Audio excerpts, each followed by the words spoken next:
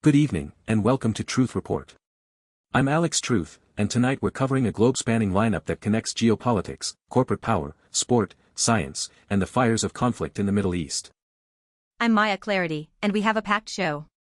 From the Panama Canal to the far side of the moon, from cricket fever in India to golf diplomacy in Hong Kong, and a potential ground operation by Kurdish fighters into Iran.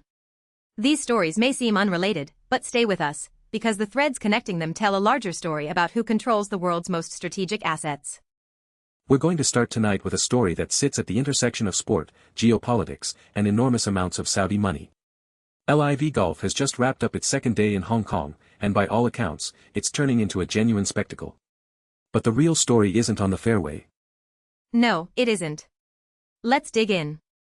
So here's what happened at Fanling this weekend. According to the South China Morning Post, large crowds spent much of Saturday following Jon Rahm, one of the biggest names in golf, as he surged up the leaderboard. Officials confirmed that significant numbers traveled from mainland China and overseas, with many paying thousands of dollars for premium hospitality packages. We're looking at a three-way fight heading into Sunday's final round.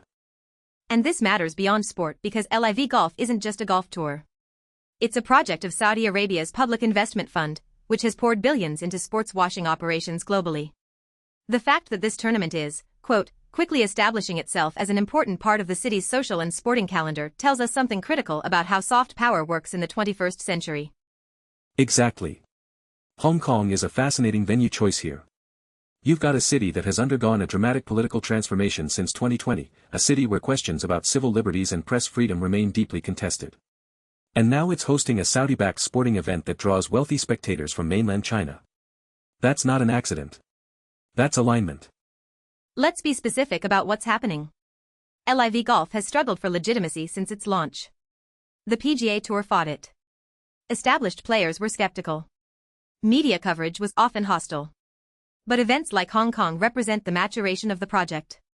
When you fill grandstands, when you attract international hospitality spending, when local officials praise the economic impact, you start ticking the boxes of legitimacy regardless of where the money originates. And the money originates from Saudi Arabia's sovereign wealth fund, the same entity behind Newcastle United in the English Premier League, the same fund involved in major investments across tech, entertainment, and infrastructure globally. The strategy is consistent.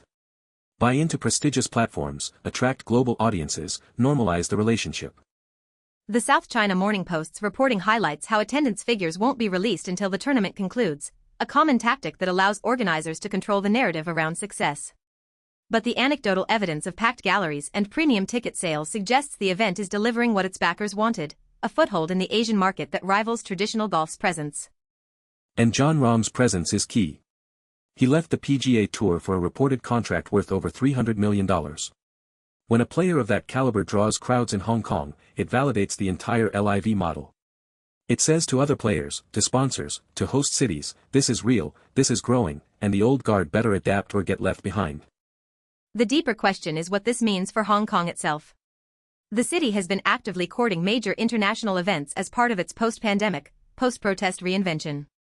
A successful LIV golf tournament serves that narrative perfectly. It says Hong Kong is open for business, that it's a world-class destination, and that concerns about its political direction shouldn't deter investment or tourism. So who benefits? Saudi Arabia gets another legitimacy marker. Hong Kong gets an economic and branding boost. LIV Golf gets proof of concept for Asian expansion. The players get enormous paychecks. The question nobody's asking loudly enough is what's being traded away in this exchange. When sporting events become vehicles for political narratives, the audience becomes the product, not the customer. Well said. Now let's pivot to a story that involves another set of strategic assets and another collision between corporate power and national sovereignty.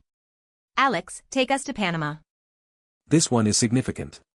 A subsidiary of Hong Kong conglomerate CK Hutchison Holdings, the Panama Ports Company, has filed for $2 billion in damages against the Panamanian government. The claim, submitted through International Chamber of Commerce arbitration, alleges what the company calls an illegal takeover of port operations at both ends of the Panama Canal. Let's put this in context, because this story has roots that go back months. Earlier this year, CK Hutchison announced a deal to sell its global port operations, including the Panama Canal ports, to a consortium led by BlackRock. That deal immediately drew intense geopolitical attention because CK Hutchison's ports in Panama had become a flashpoint in US-China tensions. Right. The Trump administration had been pressuring Panama over Chinese influence at the canal, claiming that Beijing's proximity to this critical shipping choke point represented a national security threat. When the BlackRock deal was announced, it looked like a resolution, a transfer from a Hong Kong-linked company to an American-led consortium. But then Panama intervened. Panama's government effectively seized control of the port operations, arguing sovereignty over its own canal infrastructure. And now CK Hutchison is saying, not so fast. You can't just take our operations without compensation. Hence the $2 billion arbitration claim. The company's statement was pointed. They said they would not relent or seek token relief. This is a three-way geopolitical chess match. You have the United States, which wants to ensure the canal remains outside Chinese influence. You have Panama, which is asserting sovereign control over its most important strategic asset. And you have CK Hutchison, a private company caught between superpowers, trying to extract maximum value from a position that's become politically untenable. And here's what makes this so revealing about how global power actually works. The Panama Canal handles roughly 6% of global maritime trade. Whoever controls the port operations at Balboa and Cristobal, the Pacific and Atlantic entrances, has enormous leverage over shipping routes, trade flows, and by extension, the global economy. CK Hutchison operated these ports for decades under concession agreements. The company has argued consistently that its operations were commercial, not strategic, and that characterizing them as a vehicle for Chinese government influence was inaccurate. But in the current geopolitical climate, the distinction between commercial and strategic has essentially collapsed. That's exactly right. And the $2 billion figure tells us something important. This isn't just about recovering lost revenue. It's about establishing a precedent. If Panama can seize port operations without adequate compensation, it sends a signal to every country hosting foreign-operated infrastructure that sovereign takeover is an option. That has implications far beyond the canal. The International Chamber of Commerce arbitration route is also strategic. CK Hutchison is bypassing Panamanian courts entirely, going to an international forum where they believe they'll get a fairer hearing. It's a tacit statement that they don't trust Panama's legal system to adjudicate impartially when the government itself is the defendant. And we should note who's watching this closely. Beijing, obviously, because CK Hutchison's treatment sets a precedent for Chinese-linked companies globally. Washington, because the outcome affects whether their pressure campaign is seen as successful. And every developing nation with foreign-operated infrastructure, because the question of sovereignty versus contractual obligation is one they all face. The bottom line is this. A Hong Kong company built and operated critical infrastructure at one of the world's most important waterways. American pressure made that position politically impossible. Panama seized the moment to assert control. And now the lawyers are fighting over who pays for the geopolitical realignment. $2 billion is the price tag on one small piece of the New World Order. Perfectly summarized. Now let's shift continents to a story that on the surface is about cricket but underneath is about national identity, collective memory, and a country of over 1 billion people seeking redemption. The T20 World Cup final is happening in Ahmedabad. India versus New Zealand. And if you don't follow cricket, let me explain why this matters. India is not just a cricket-playing nation. Cricket is woven into the fabric of Indian identity in a way that few sports are anywhere else in the world.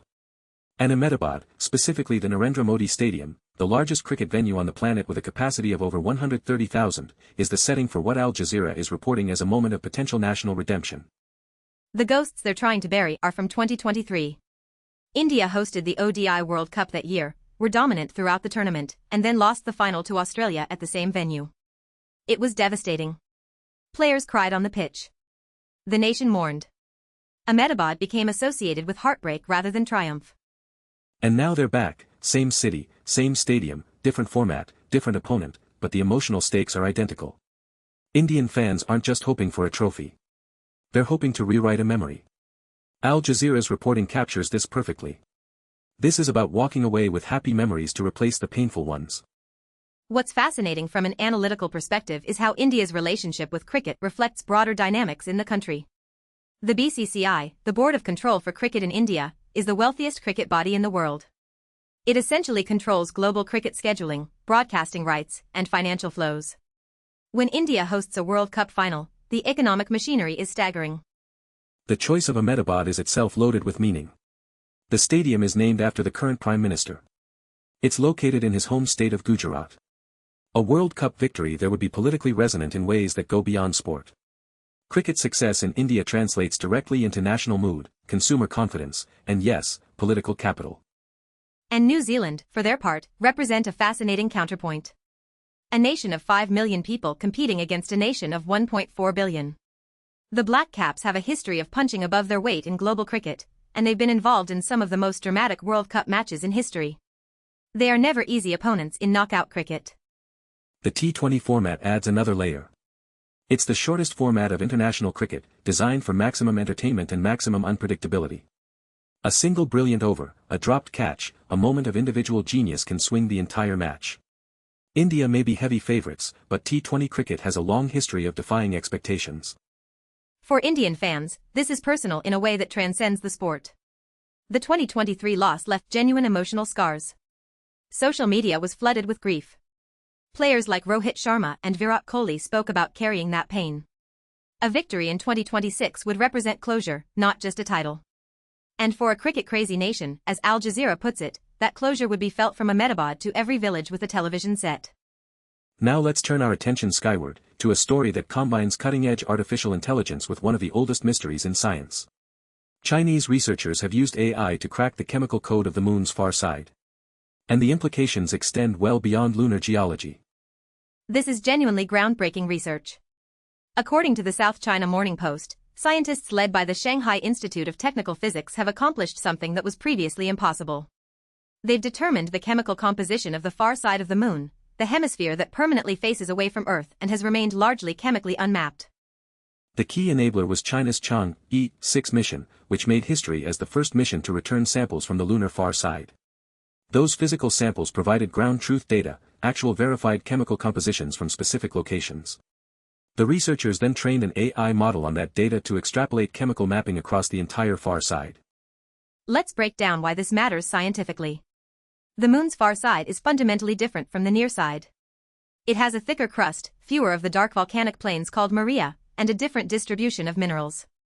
Understanding why the two hemispheres are so different has been one of the central questions in planetary science for decades. And the AI approach is what makes this scalable. Traditional chemical analysis requires either direct sample return, which is enormously expensive and limited in scope, or remote sensing from orbit, which has resolution and accuracy limitations. By combining actual samples with AI-driven analysis, the Chinese team has essentially created a detailed chemical map from limited physical data. It's a methodology that could be applied to Mars, to asteroids, to any body where we have some samples but not comprehensive coverage. But let's talk about the geopolitical dimension, because this isn't happening in a vacuum. China's lunar program is advancing rapidly. Chang'e 6 was a triumph. Chang'e 7 and 8 are planned for the coming years. China has announced intentions to establish a permanent lunar research station. And all of this is happening while the United States Artemis program faces delays and budget pressures. This is the new space race, and it's not just about planting flags. It's about establishing scientific infrastructure, claiming the intellectual high ground, and potentially positioning for resource extraction. The moon's far side contains deposits of helium-3, rare earth elements, and other materials that could become economically valuable as space technology matures. The use of AI is also significant in the broader context of China's technology strategy. Beijing has made artificial intelligence a national priority, investing heavily in research and development. Demonstrating that AI can solve fundamental scientific problems, not just commercial applications, reinforces China's narrative as a global leader in both space exploration and artificial intelligence simultaneously. Who benefits from this research? Immediately, the global scientific community, because chemical mapping of the far side advances everyone's understanding of lunar formation and evolution. Strategically, China benefits enormously because it demonstrates capability, generates prestige, and builds the knowledge base for future missions. And the AI research community benefits because it provides a compelling use case for machine learning in planetary science. The fact that this breakthrough came from combining physical samples, from a mission only China has completed, with AI analysis that required Chinese computing infrastructure is not lost on the international community. It establishes a kind of scientific sovereignty over far-side lunar data that will shape international collaboration and competition for years to come. Now we need to turn to our final story tonight, and it's the most urgent. Kurdish fighters have told Al Jazeera that a ground operation into Iran is, quote, highly likely. This is a developing situation with enormous implications for regional stability. Baba Sheikh Hosseini, a Kurdish military leader, has stated directly to Al Jazeera that Kurdish forces are preparing for a potential ground incursion into Iranian territory. If this materializes, It would represent a dramatic escalation in a conflict that has simmered for decades. Let's establish the context here.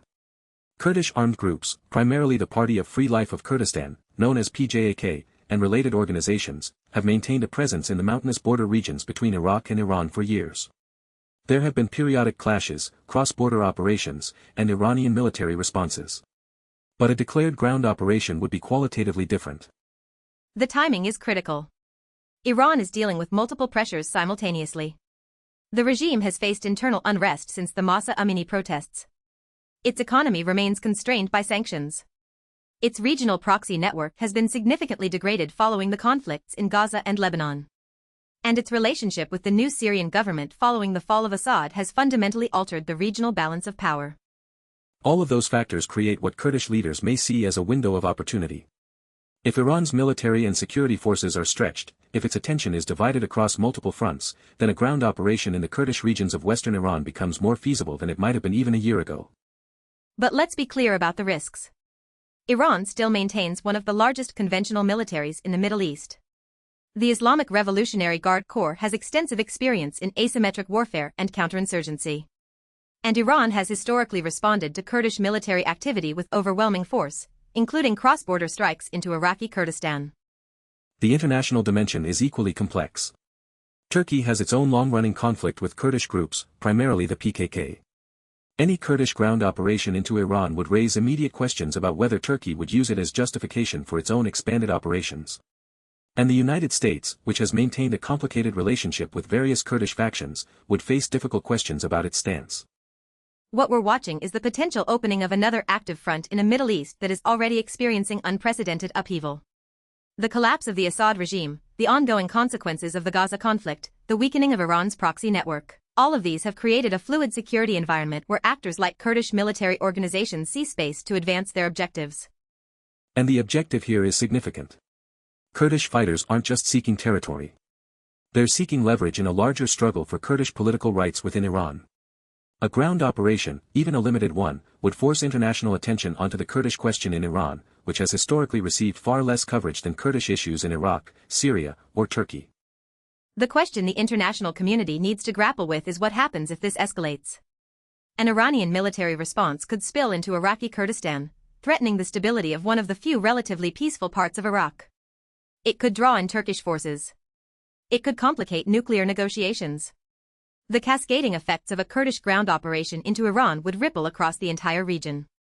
Al Jazeera's reporting on this has been direct and unfiltered, which is itself notable. When a military leader goes on camera to say a ground operation is highly likely, that's not speculation. That's signaling. It's a message to Tehran, to Washington, to Ankara, and to the Kurdish population itself that something is being prepared. And it's a message that should concern anyone watching the Middle East. Because every major conflict in the region over the past 2 decades has started with signals that were ignored or downplayed until it was too late. We cannot afford to treat this as a peripheral story. Absolutely. Now, Maya, let's step back and connect these 5 stories, because the patterns are striking. They really are. What we've covered tonight is essentially a map of how power is being redistributed in the 21st century. Start with the Panama Canal. A Hong Kong company built critical infrastructure. American pressure forced a divestiture. Panama asserted sovereignty. $2 billion in arbitration. That's the old order crashing into the new. Then look at LIV Golf in Hong Kong. Saudi money buying legitimacy through sport, hosted in a city that's been politically transformed by Beijing's tightening grip. That's soft power deployed at the intersection of 2 authoritarian-leaning governance models, with Western sports stars as willing participants.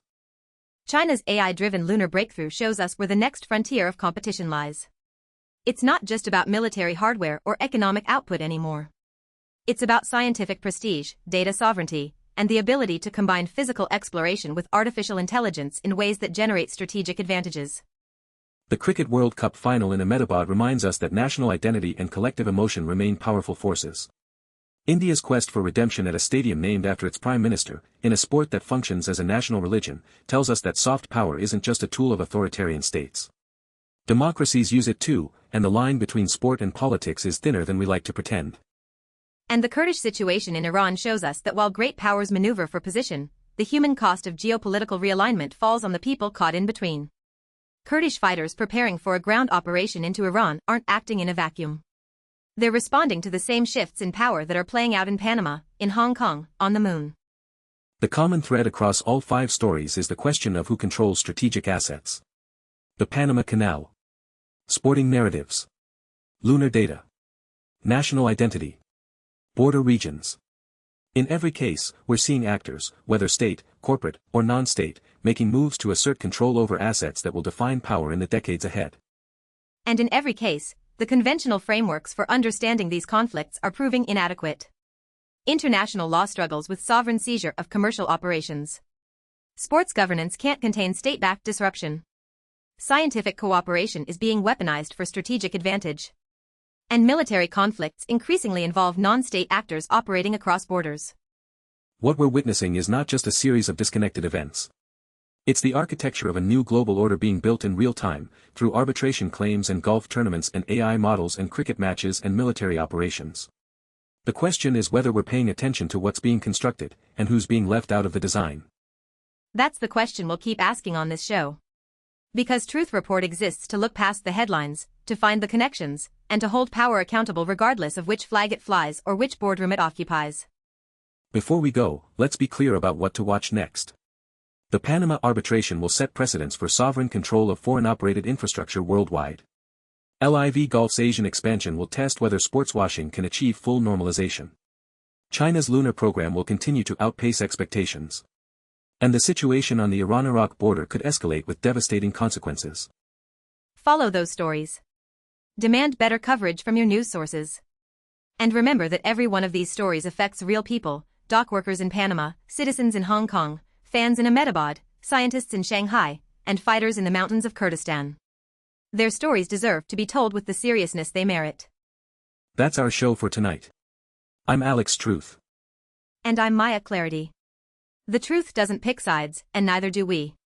See you next time. Stay informed. Stay critical.